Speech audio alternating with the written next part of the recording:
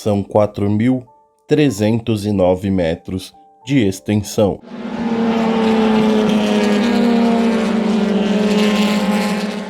Quinze curvas,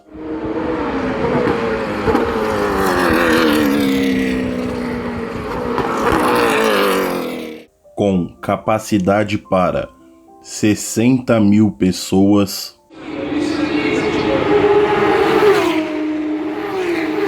e muitas histórias nesses 82 anos de existência.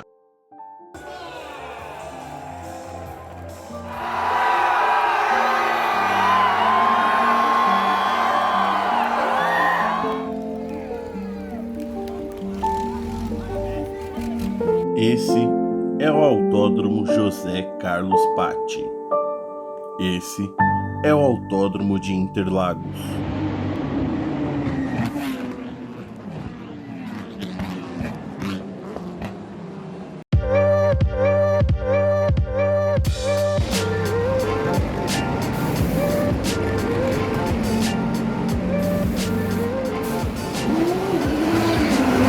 A primeira coisa que vem na minha cabeça quando eu falo o nome de Interlagos é esse espaço sagrado que São Paulo tem.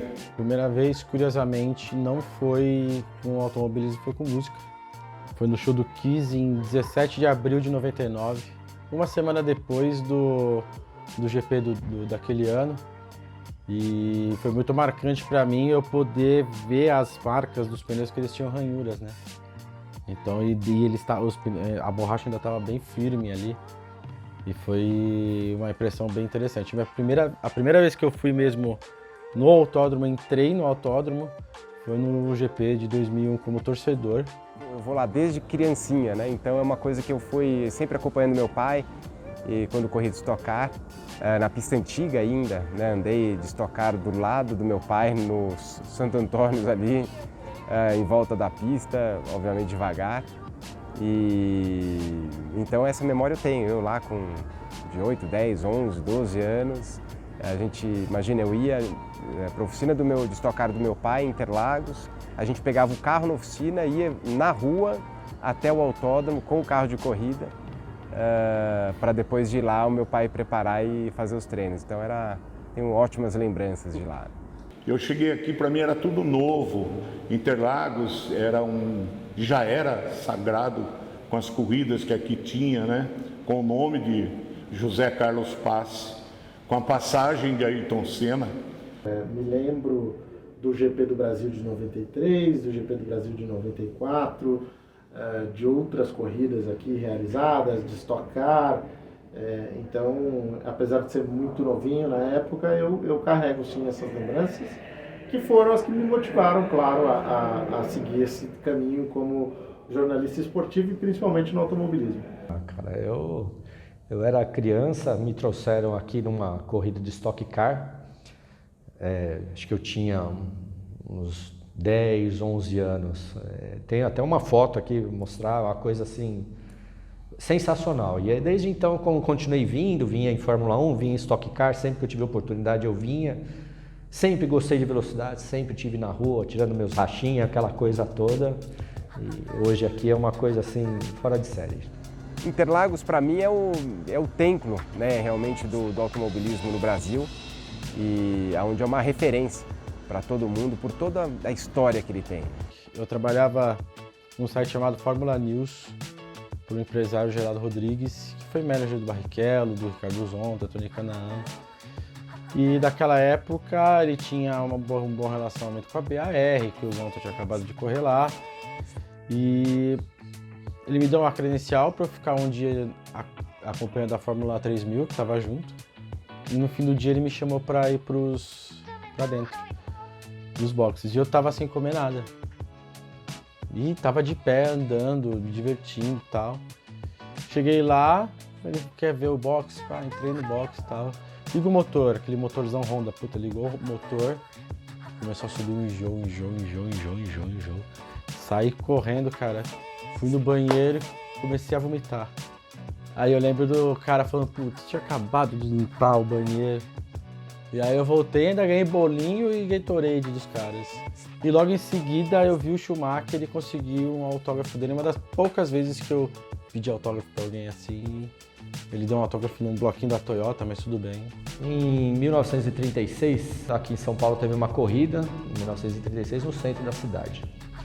E aí, devido a um acidente, 6 pessoas morreram, outras 30 ficaram feridas. E aí, a iniciativa, a ideia de se ter um autódromo num lugar específico para ter as corridas com maior segurança, começou a tomar mais força.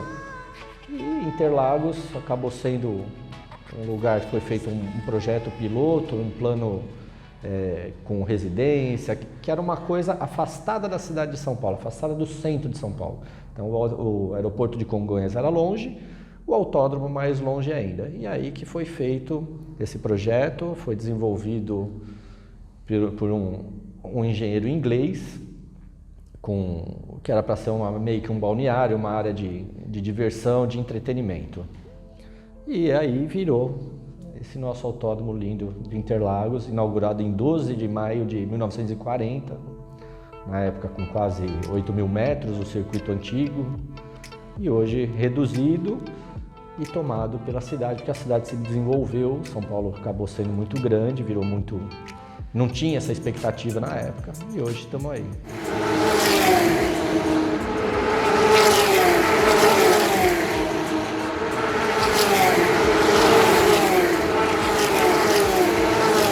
Você tem toda uma história aí que poucos autódromos têm no mundo.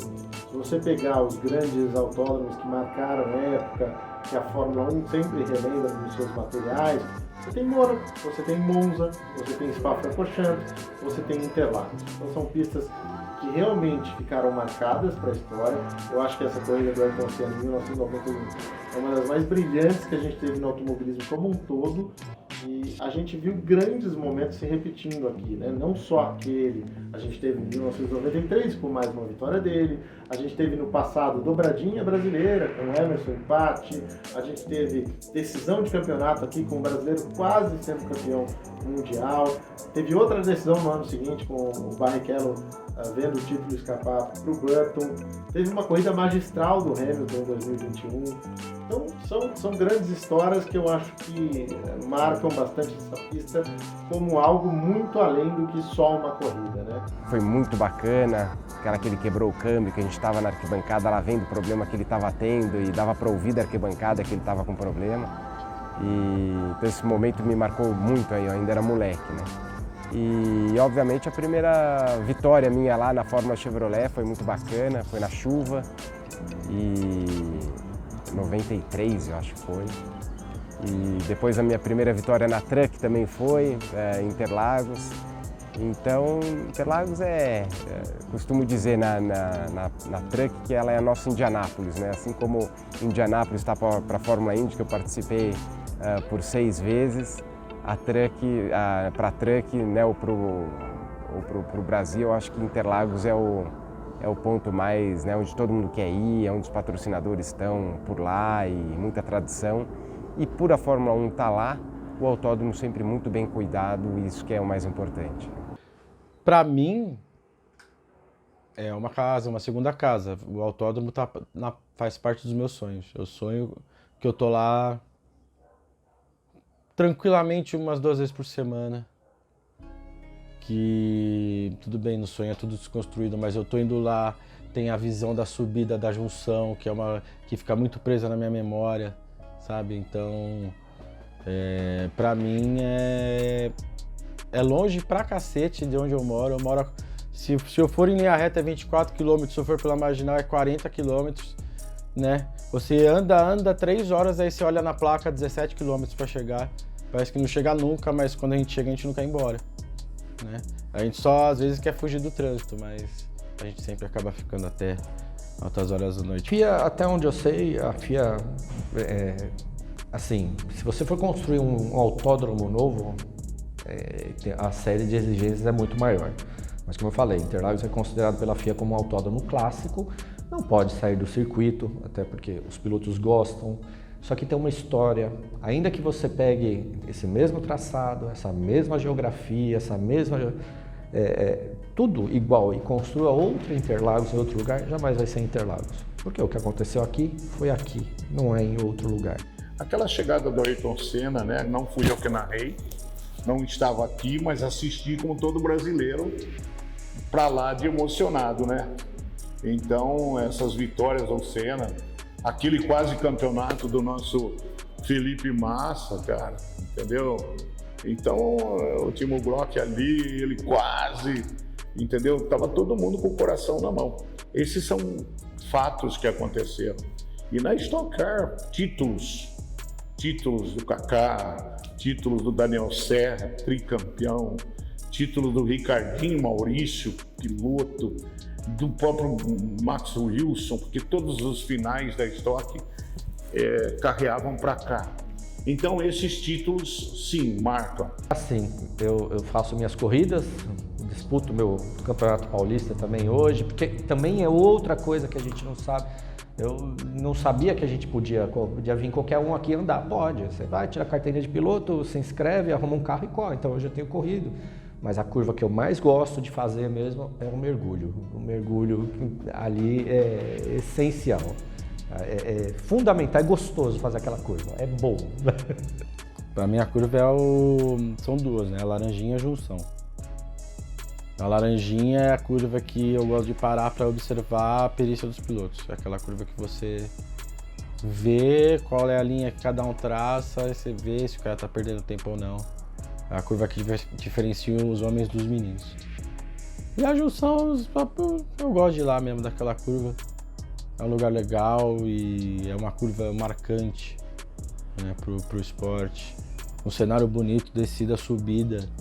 É bem legal, às vezes depois da corrida a gente pega aí o fotógrafo, dá uma volta, a gente para lá, a gente fica conversando. Eu acho que Interlagos não tem uma curva específica, né? Ela tem uma variação de curvas bem legais. Eu gosto muito do laranja, que a chegada dele rápido, você vira, você tem duas tangências ali na curva. Gosto do mergulho, e que é aquela, dependendo do carro que você está guiando, quase pé embaixo, e uma curva rápida. Enfim, talvez essas duas curvas aí é as que eu curto mais. A curva que me chama mais atenção em Interlagos é o mergulho, porque na verdade é uma curva de pé embaixo, em que você tem que ter muita técnica para fazer, especialmente porque você vai chegar depois na freada da junção, que é um ponto também de ultrapassagem, né? Não é o mais clássico, não é o melhor deles, mas é onde você pode tentar, especialmente nos carros de turismo. Então, para mim, o mais bonito de Interlagos é ver os carros contornando a junção, e a gente tem poucas curvas de alta velocidade aqui em Interlagos, e uma delas é justamente o mergulho. Então, mergulho e junção, para mim, é o complexo que me deixa mais fascinado aqui. É o mergulho. O mergulho é a subida do café. Porque aquele é o instante final em que o cara está sentindo, ou se ele está preso ali com alguém na disputa, é aquele pedacinho de chão que vai decidir a descida do mergulho. Se ele estiver sozinho, ele já vem, que felicidade, que felicidade, que felicidade. Sou eu, vou ganhar. Ou então, né, chegando ali nos momentos de decisão. Então o mergulho, a subida do café e a entrada aqui para a reta. Esse momento é o momento que a gente vai fazendo uma espécie de preparação apoteótica para que o público receba com toda a pompa e circunstância, aplauso e barulho o vencedor. Então esse pedaço de chão de Interlagos é maravilhoso.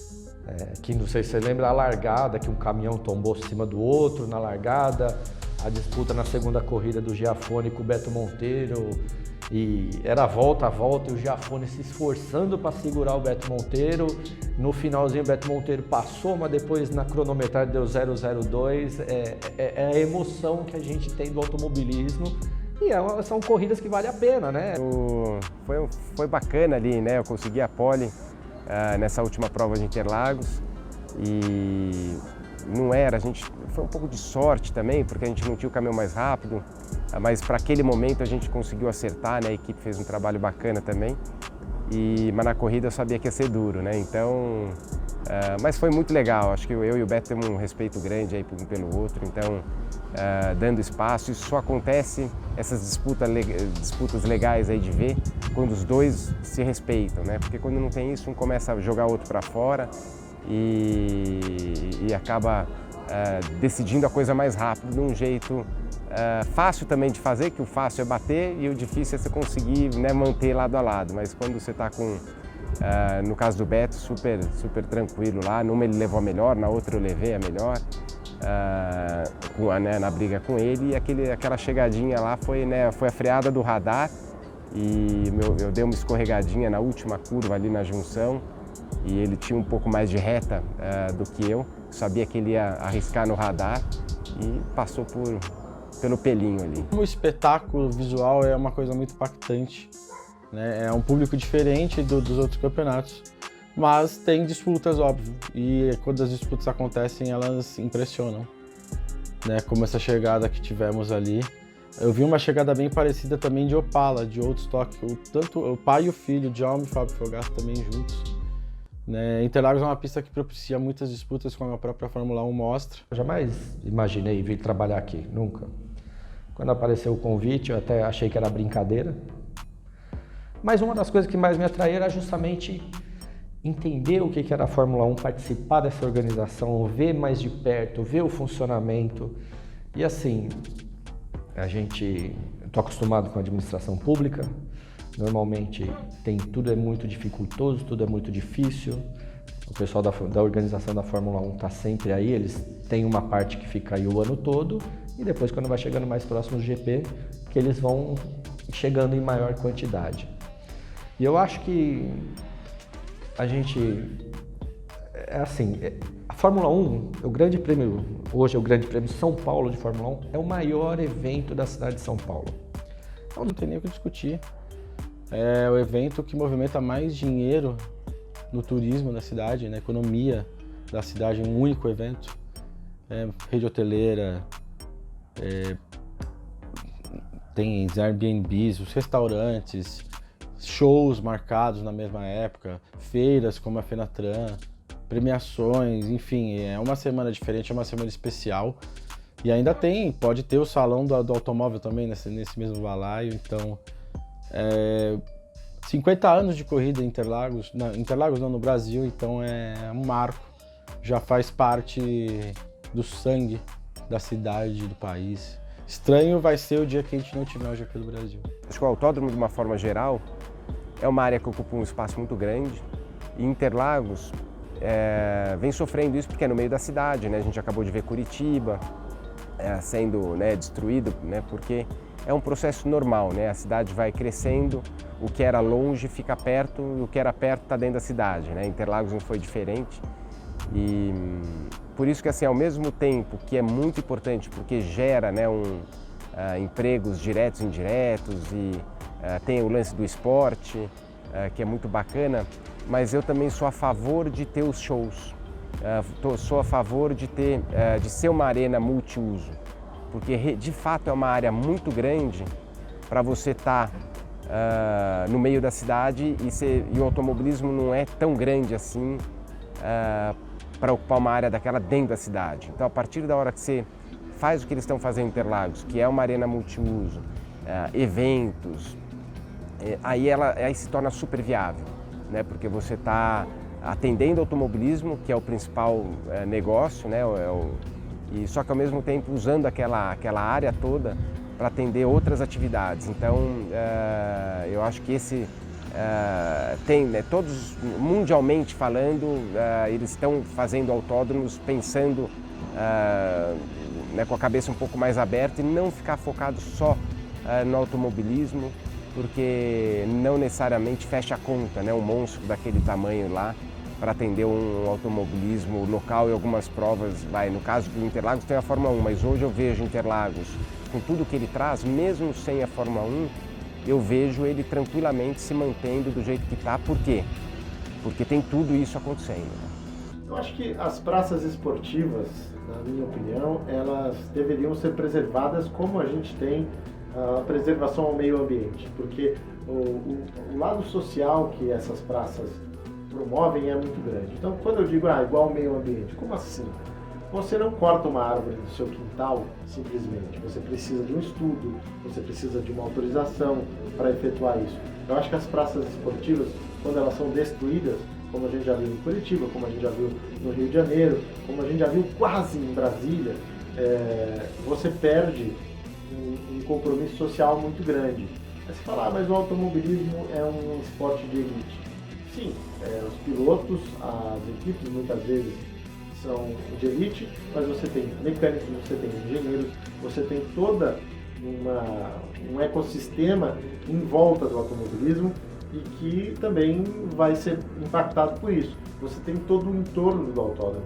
Quando o autódromo surgiu aqui, essa região não era nada, Interlagos não existia. Você pega fotos ali dos anos 40, anos 50, não tinha nada em volta do circuito. Então o desenvolvimento que ocorreu aqui por causa do autódromo foi interessantíssimo. Os autódromos que fecharam, eles têm uma história bem simples. São autódromos particulares. As pessoas acharam... Automobilismo, se você não fizer direito, você tem prejuízo. Mas também, por outro lado, não é todo fim de semana que você tem corrida lá. E a manutenção dele é pesada. Então, a especulação imobiliária sempre assombra Interlagos. E tomou Curitiba, tomou Rio de Janeiro. Mas Interlagos se tornou algo rentável. Todo dia tem coisa, todo dia tem evento, todo dia tem renda. Então, isso dificilmente vai acontecer. É necessário ter investimentos maiores por causa da Fórmula 1, ele exige, mas mantendo esse investimento, teoricamente diminui, né? E você consegue dar vida longa e, com isso, manter o autódromo em funcionamento, é o que eles estão fazendo. Interlagos é um ativo muito importante da cidade. Olha, eu diria que eu escolheria o meu pai, que morreu quando eu era muito novo ainda, mas me preparou e me deu boa parte do que eu sou hoje, né? Me ajudou a construir parte do que eu sou hoje.